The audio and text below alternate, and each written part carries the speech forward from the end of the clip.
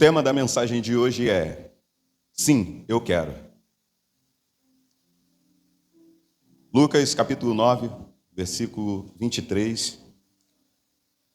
O texto diz assim: E dizia a todos eles: Se algum homem quiser vir após mim, negue-se a si mesmo e diariamente tome a sua cruz e siga-me. Mais uma vez. E dizia a todos eles: Se algum homem quiser vir após mim, ou se alguém quiser vir após mim, negue-se a si mesmo e diariamente tome a sua cruz e siga-me. Feche os seus olhos rapidamente. Pai de amor, nós queremos glorificar o teu nome e nessa noite estamos aqui para fazermos menção da tua palavra. Eu louvo ao Senhor porque é uma bênção, é um prazer imenso estar aqui, mas eu te peço que o teu Espírito possa nos conduzir nesse momento, nesse compartilhar, para que saiamos daqui ainda mais edificados. Não é por aquilo que eu vou estar falando, mas é pelo que o teu Espírito tem para falar ao coração da tua igreja e que os nossos corações estejam abertos e receptivos a tudo aquilo que o Senhor tem para fazer nessa noite. Em nome de Jesus. Amém e amém. Bom, como eu bem disse, o tema dessa mensagem é Sim, eu quero. Porque quando nós olhamos para essa realidade, para o texto que nós acabamos de ler, nós vamos ver que fazer com que esse tempo seja um tempo onde nós consigamos multiplicar tudo, tem algo que é fundamental para que isso aconteça. E essa colocação, esse posicionamento fundamental para que tudo aconteça é o nosso querer. E se tem uma coisa que nós conseguimos compreender e ver de uma forma bem clara em Deus, é que o nosso Deus é um Deus que respeita as nossas decisões e as nossas escolhas. Mas nós também precisamos entender que esse Deus que respeita e não é invasivo ao homem, ele é um Deus que tem como seu método de agir aqui na terra. O homem, na verdade, ele é o modo operante de Deus aqui na terra. Se Deus vai fazer algo, ou tem feito nesse tempo aqui na terra, Ele vai fazer por meio do homem. E quando nós olhamos para esse texto, Jesus dizendo, se alguém quiser vir após mim, esse texto é um texto que me chama a atenção pela sua preciosidade. Enxergamos por meio da palavra que Deus usa como modo operante nesse tempo o homem. Foi assim desde o princípio. No Éden nós vamos ver Deus, agindo em uma vida relacional através daquilo que ele dinamizava com o homem. E tem sido assim de tempo em tempo. Mas o homem, ele pecou, se perdeu e se distanciou do seu Criador.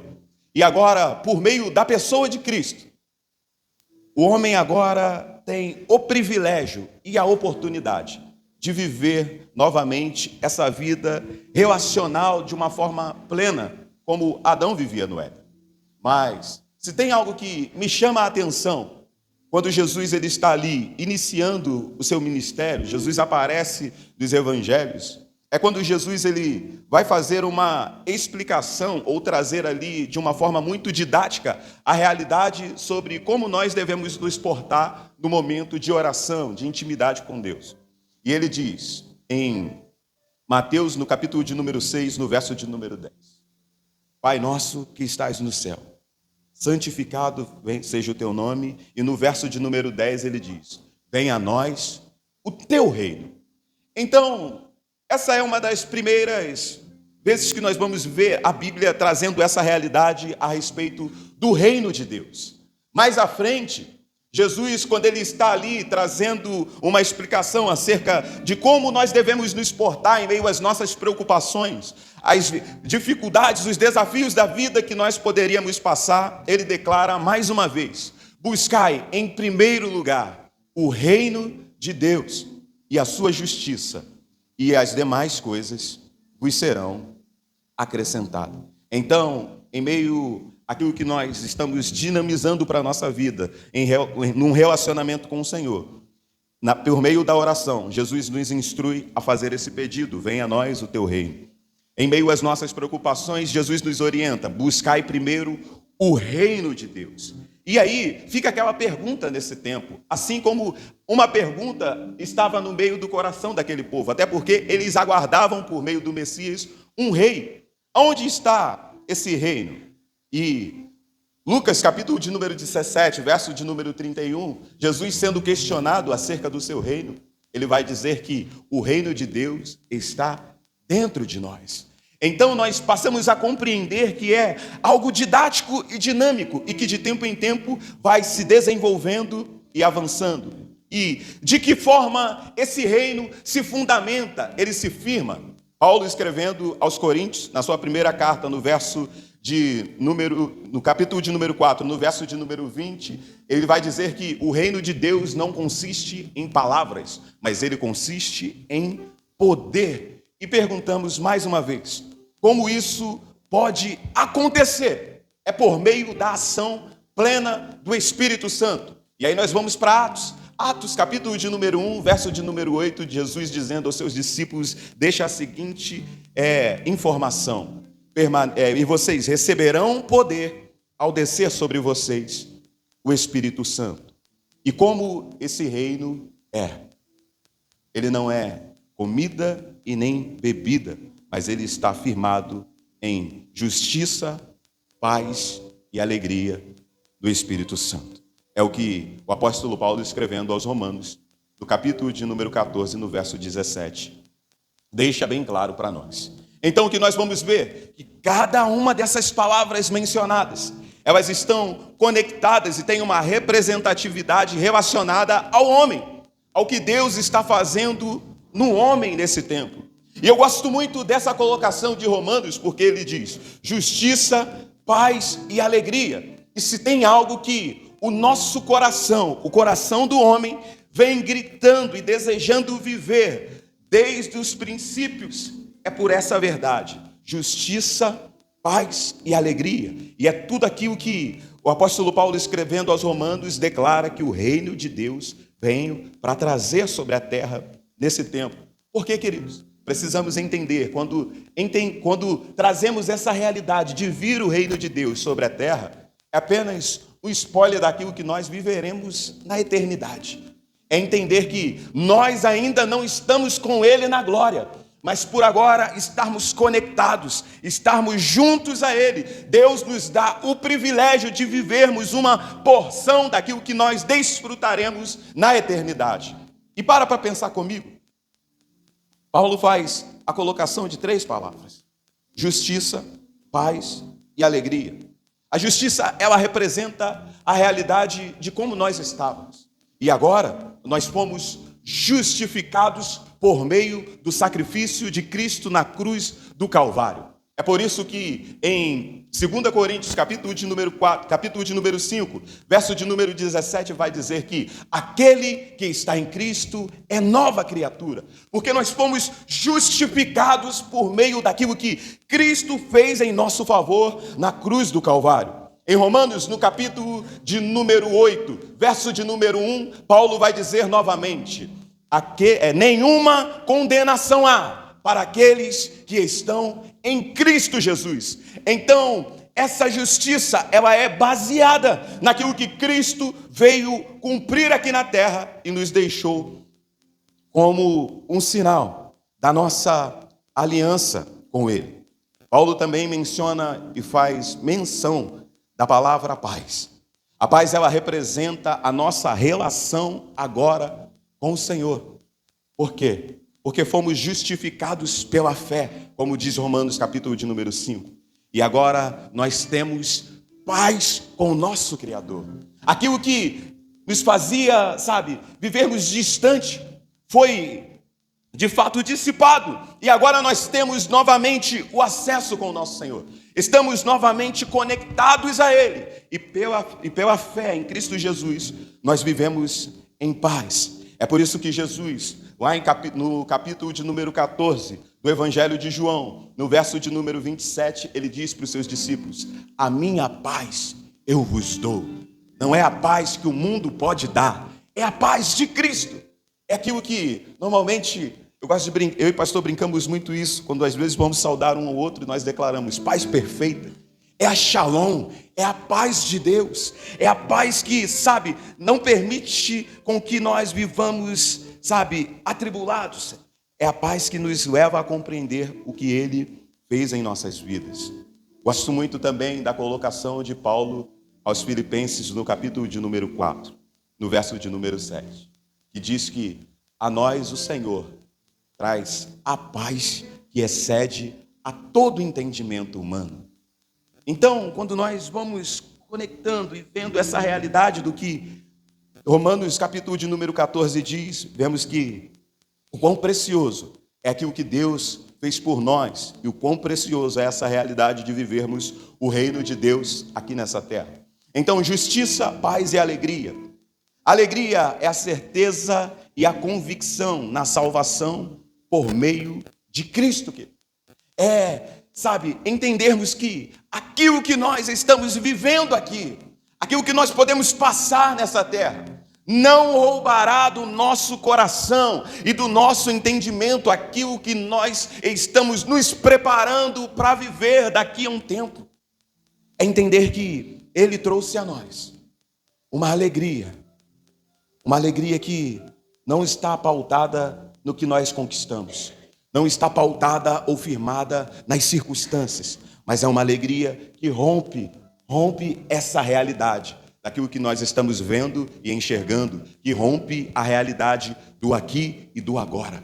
Esta alegria, ela nos faz entender e compreendermos a jornada do Evangelho como um investimento a longo prazo.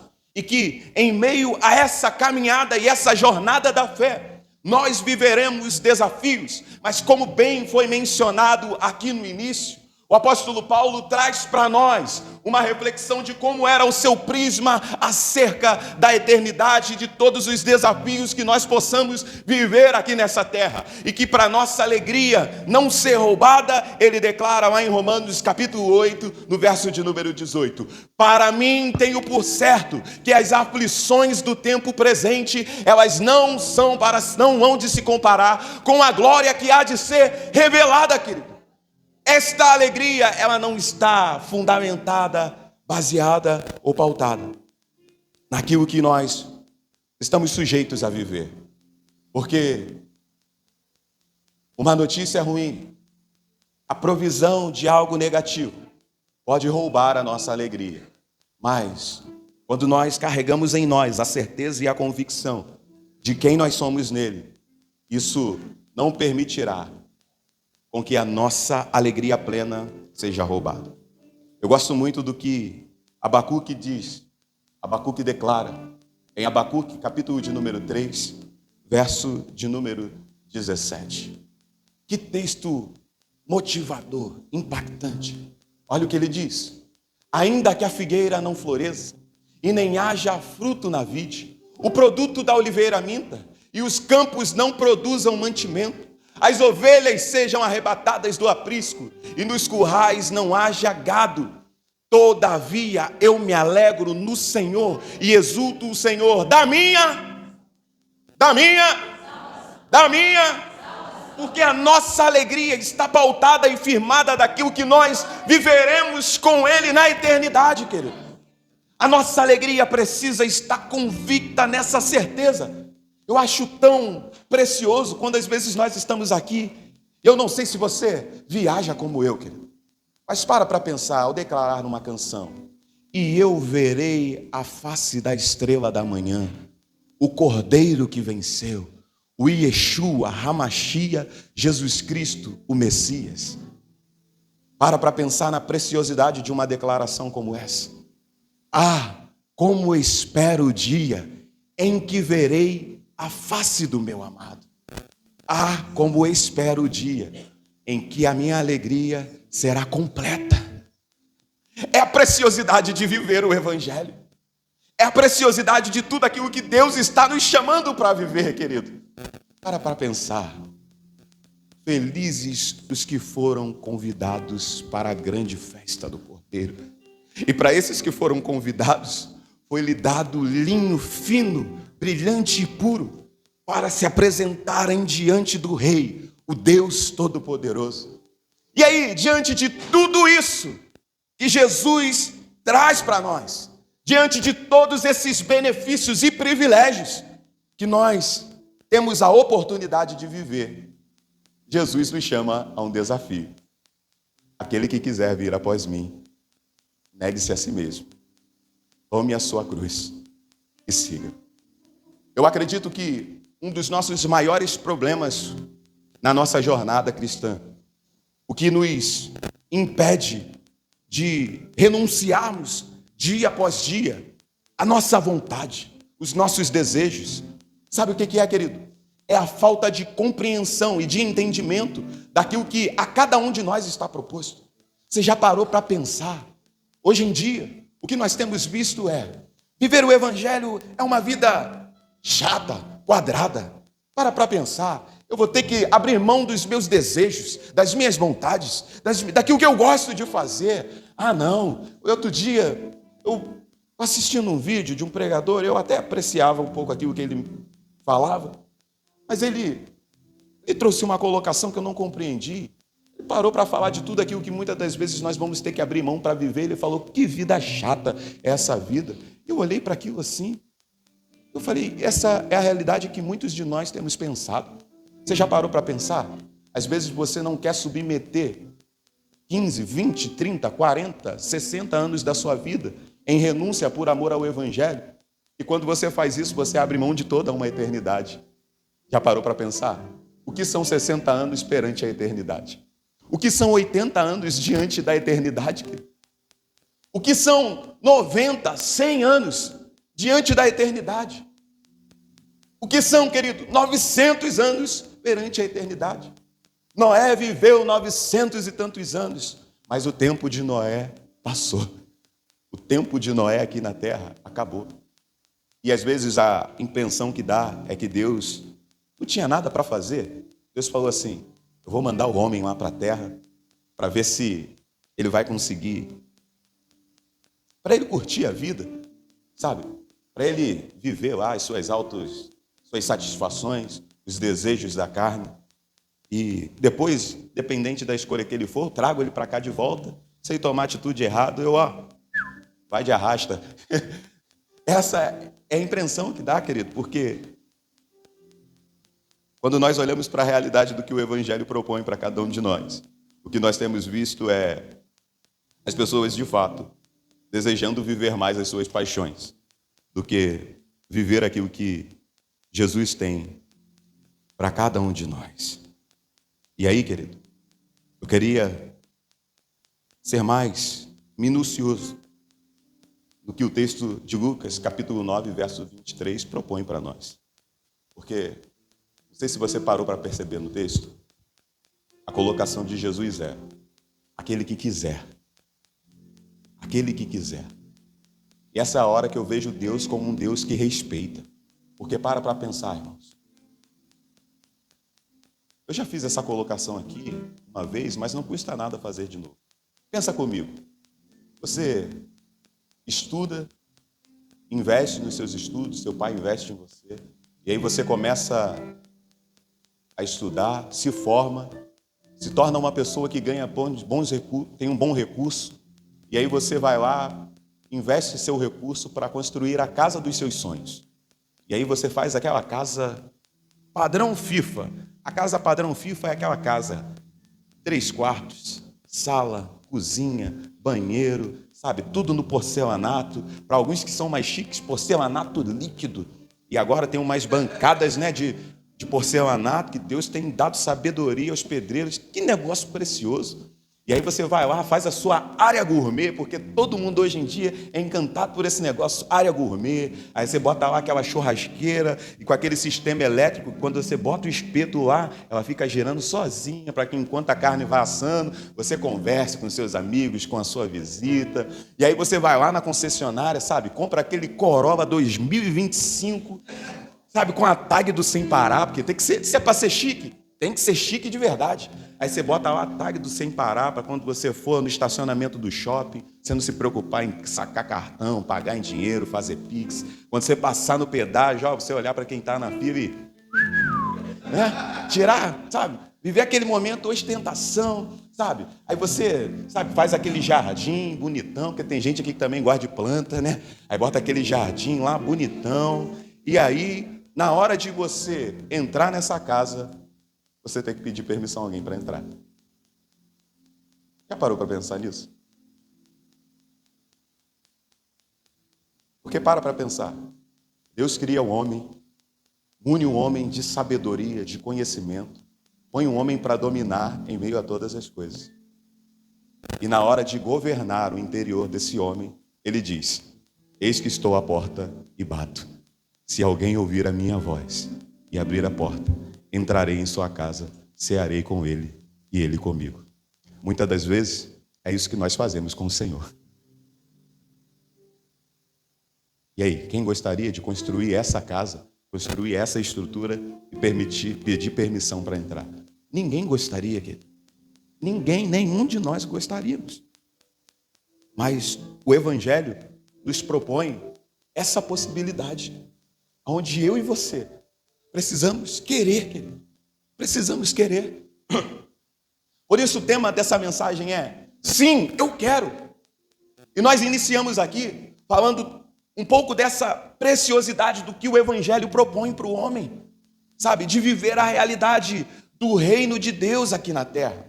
É isso que o Evangelho propõe para cada um de nós, sabe? Essa realidade de não estarmos isentos de viver tudo aquilo que qualquer um lá fora pode viver, mas o que vai fazer a diferença é aquilo que nós estamos carregando aqui dentro.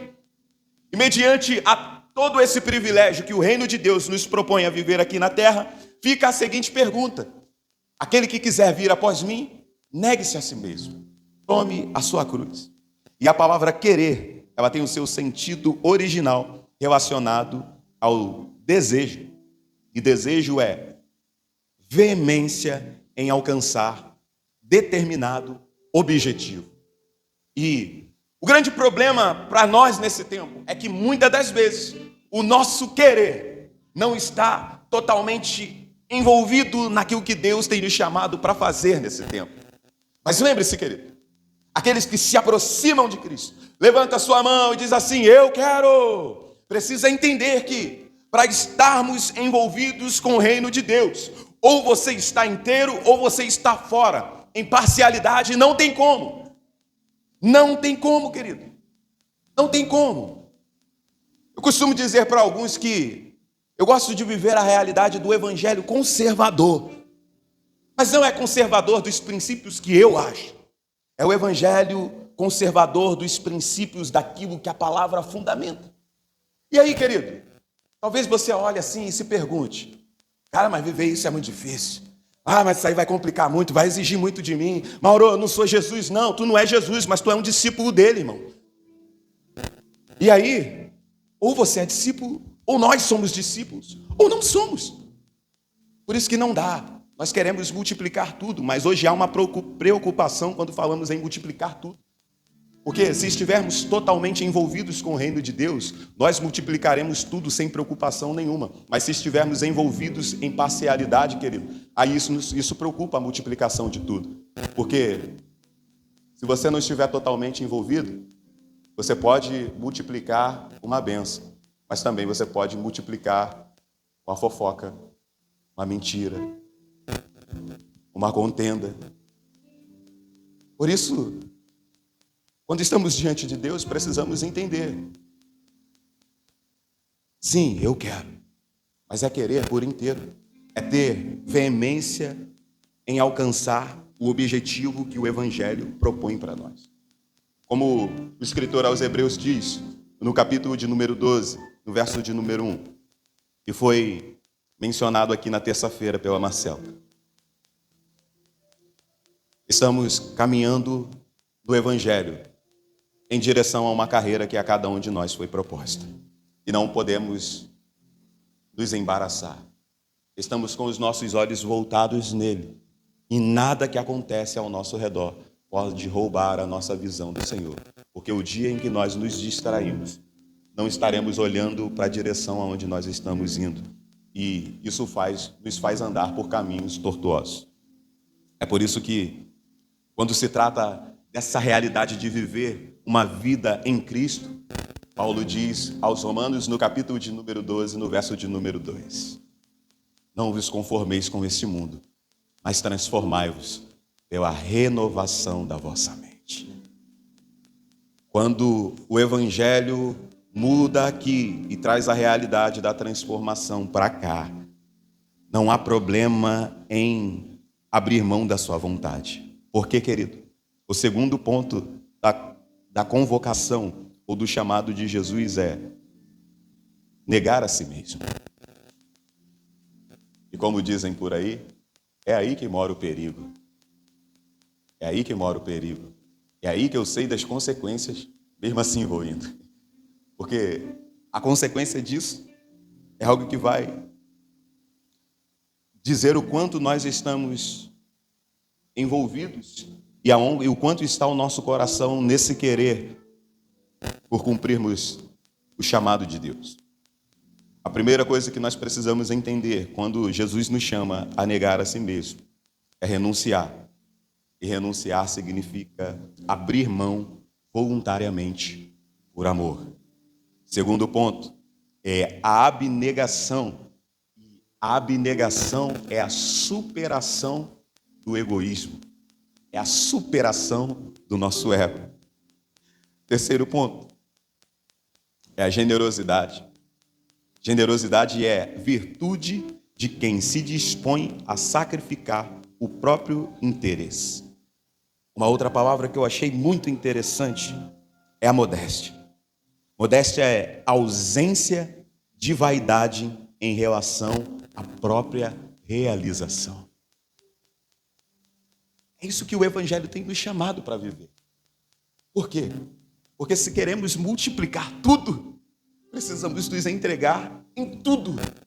O problema é que, não, vamos multiplicar tudo, vamos, estamos envolvidos, vamos multiplicar tudo. Ei, querido, se Deus não começar a fazer aqui em nós, eu acho que vai dar ruim. Acho não. Vai dar ruim em alguns aspectos. Terceira colocação que Jesus faz em meio a essa convocação é: carregue a sua cruz. E às vezes, durante muito tempo, olhamos para essa ideia de carregar a cruz apenas como um problema daquilo que nós geramos no decorrer da nossa vida. E tem a ver com isso, mas carregar a cruz é a disposição para suportar dificuldades e desafios por causa do compromisso com Cristo. É aquilo, hoje pela manhã nós estávamos falando aqui. Seria tão bom, irmãos, tão bom se, quando nós chegássemos diante desse altar, levantássemos a nossa mão cansada e, apagasse tudo Mas não é assim que acontece. Não é isso que o Evangelho propõe para nós. Mas por que essa realidade de carregarmos a nossa cruz? E por que Deus não apaga tudo aquilo que aconteceu de negativo e nos dá a oportunidade de vivermos agora tudo novo? Sabe por quê, querido? Entenda algo muito importante nessa noite. É porque quando nós aprendemos e temos a disposição de suportar as dificuldades e os desafios por causa do compromisso, nós olhamos para a realidade de quem nós éramos, nós olhamos para as nossas antigas paixões e declaramos uma seguinte verdade: o Evangelho de Cristo Jesus é maior do que tudo isso. É maior do que aquilo que nós éramos no passado. Aquilo que Cristo fez por cada um de nós é mais precioso do que tudo aquilo que nós vivemos outrora. É por isso que eu não me canso de falar que, apesar das dificuldades, dos desafios a nós, é um privilégio, querido. É um privilégio. Não, eu vou gastar a minha juventude. Meus amigos estão indo. Deixa de ser um manezão, cara. Está preocupado com aquilo que você vai satisfazer tuas vontades por 15 anos, mediante aquilo que você pode desfrutar na eternidade? Por isso que eu digo que todo desvio de conduta que nos tira da direção do céu é uma falta de compreensão clara do propósito e do chamado e da missão que Deus nos chamou para cumprir. Não tem outra justificativa. Só representa que uma coisa: o nosso coração nunca esteve tão envolvido nele. Não sei se você já parou para fazer uma reflexão sobre o céu, querido. Se só de associar aquilo que Isaías e João relata em Apocalipse, eu fico encantado. Imagine quando chegarmos lá. E sabe o que Deus quer para que você ganhe esse passaporte para lá? Sabe o que Deus exige de mim e de você?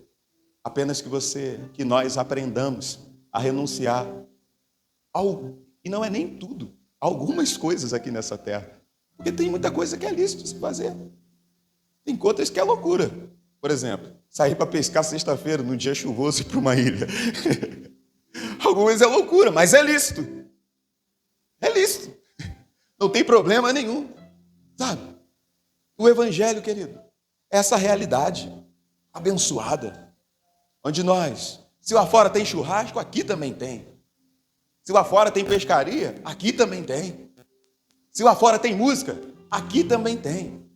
A única coisa que diferencia, querido, é que nós decidimos fazer tudo aquilo que nós estamos fazendo para agradar aquele que nos chamou.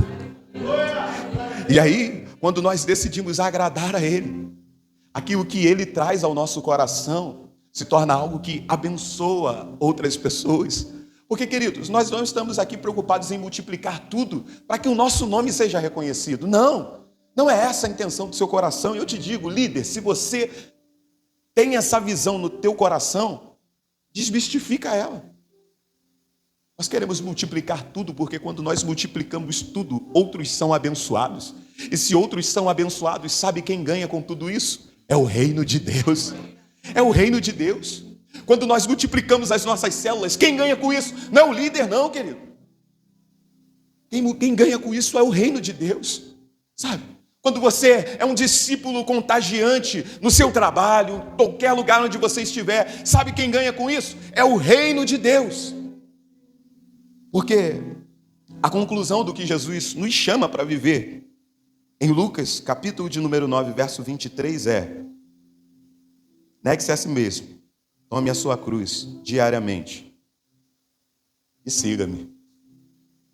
E seguir está relacionado em um outro pequeno problema. É porque seguir Jesus não é seguir igual você segue alguém na rede social. Porque se você segue alguém na rede social e ele posta alguma coisa lá, você pode curtir ou não. Você pode comentar ou não. Você pode compartilhar ou não. Agora, para seguir Jesus, você precisa obedecer. E esse é o grande desafio. Porque quando nós levantamos a mão e falamos assim, Senhor, eu quero. E a partir do momento que você fala, eu quero, se lá na frente você olhar e falar assim, eu quero ir para cá. Mas Deus fala assim, o caminho é esse.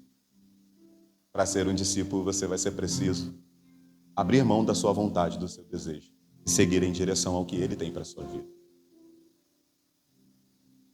Evangelho de verdade é isso. É entender que o que é mais precioso para você? 50 anos de vida aqui nessa terra, satisfazendo a sua vontade? Ou a eternidade juntamente com Ele? Gosto muito do que a Bíblia nos faz compreender a respeito dos céus. Eu não sei se talvez você sofreu muito já aqui nessa terra, mas para pensar. Chegando lá, Ele vai enxugar dos nossos olhos toda lágrima. Toda lágrima. Talvez aqui nessa terra você viveu decepções. Talvez você viveu dificuldades. Talvez você foi rejeitado. Pensa numa coisa ruim, é a dor da rejeição. Mas lá não vai ter mais isso. Talvez aqui nessa terra você foi abandonado.